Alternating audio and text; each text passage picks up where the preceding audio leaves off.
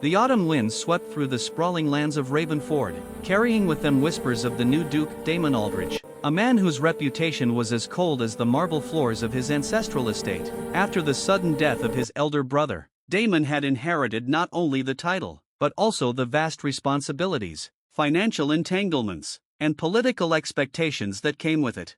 And among those entanglements was a name he had never heard before, Lady Evelyn Harkridge. She arrived at the gates of Ravenford Manor on a rain-soaked afternoon, her gown clinging to her ankles and her hair in damp curls around her pale face. She carried a single letter, sealed with the mark of the late Duke. The guards hesitated to let her through until she held up the name written on the envelope.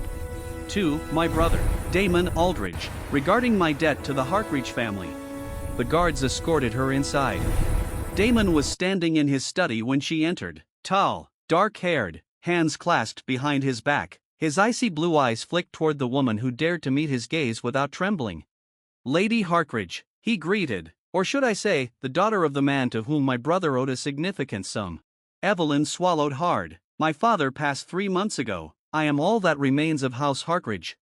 He looked her over, her worn dress, her tired eyes. She had traveled far, too far for someone who looked like she had not eaten in days. You seek money, he said bluntly. No, she answered, raising her chin. I seek justice. Damon's eyebrow arched. My father lent your brother a fortune, gold that was never repaid. My family lost our estate, our lands, our people. We were ruined. I have nothing left. Her voice trembled, but she didn't look away. Damon stepped closer. What is it that you want from me, Lady Evelyn? She took a deep breath, as though her next words required every drop of courage she possessed. I want the debt erased, not with coin, but with a child. The room went utterly still. Damon stared at her, expression unreadable. She continued carefully. My family name will die with me unless I produce an heir. No man will marry a ruined noblewoman, but if I bear a child of noble blood, your child, my house will live. My people will once again have a leader. My father's legacy will survive. And in return, Damon said slowly, you will erase the debt? Yes, she whispered, every coin. He turned away, pacing. It was madness, scandalous, dangerous, but Damon was a man who believed in paying debts honorably, unlike his brother. Why me? He demanded. Why a man you've never met? Because you're a duke, she said simply, and because you are the last person who owes my father anything. There was silence. Finally, Damon exhaled. Very well, one child, and the debt is gone. Her chest tightened with relief. But neither of them understood then how deeply that one night would change everything. One morning, Evelyn was walking through the gardens when a visiting nobleman, Lord Bexley, spotted her. My lady, Bexley said smoothly, bowing. You grace the garden more beautifully than the roses. Evelyn forced a polite smile. You flatter me. He stepped closer. I would be honored to escort you to the spring festival. She is not available. Damon's voice cut through the air like a blade. Both Evelyn and Bexley turned. The Duke's expression was calm, but his eyes were icy. My lord, Bexley stammered, I was merely leaving, Damon said. Bexley left immediately. Evelyn crossed her arms. You had no right. Damon stepped closer to her. You are under my protection. I am not your property. His jaw tightened. No. You are not. That is precisely the problem. She blinked, stunned. What do you mean? Damon exhaled slowly. I have no right to interfere. Yet I cannot stand the thought of another man touching you. Her breath caught. Damon, she whispered. He looked away, frustrated. You asked me for a child. But I cannot give you only that. Not anymore. Chapter 5, The Confession. Weeks passed. Evelyn's monthly cycle did not come. She told no one. She wasn't afraid of motherhood. She was afraid of telling Damon. Afraid he would distance himself to maintain propriety. Afraid he would see her as nothing but the fulfillment of a contract. One evening, Damon knocked on her door. Evelyn, may I come in? She opened the door slightly, then fully. He stepped inside. His eyes softened immediately. You've been unwell. She looked down. Yes. Why didn't you come to me? He asked, voice strained. I would have helped. I would have. It was not your burden. His hands closed into fists. Everything about you is my concern.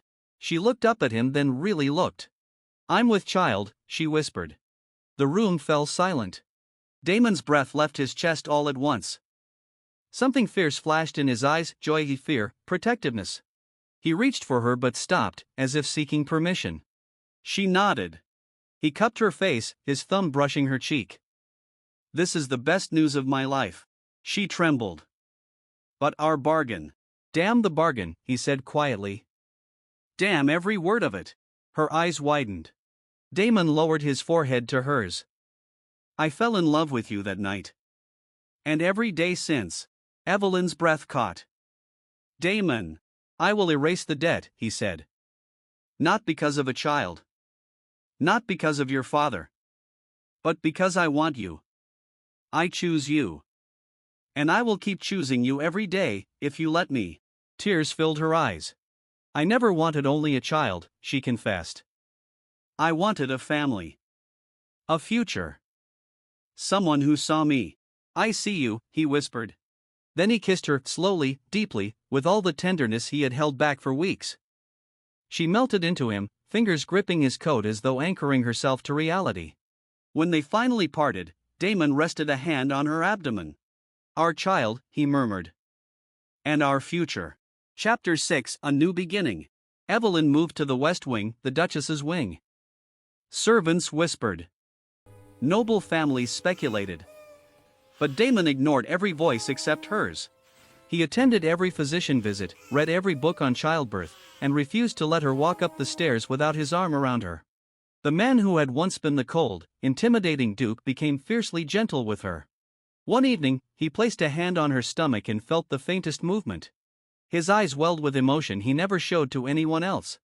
It kicked, he whispered. Evelyn smiled. Your child is strong. No, he said, kissing her forehead. Our child is loved. Cha. And Evelyn would smile, resting in his arms. Give me a child, she had once said. But in return, Damon had given her everything. Months later, Evelyn gave birth to a healthy baby boy with dark hair and brilliant blue eyes, just like Damon. The Duke held him with trembling hands. He's perfect, Damon whispered, just like his mother. Evelyn watched him in awe. Damon, thank you. For what? He asked, sitting beside her. For giving my family a future. He shook his head. You gave me a future. You gave me purpose, love, a family, things I never thought I deserved.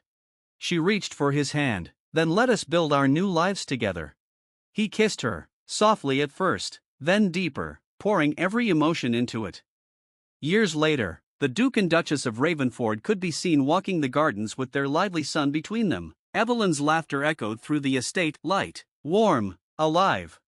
Damon often whispered to her at night, when the world was quiet. That night was supposed to be a bargain, but it became the moment I found the love of my life.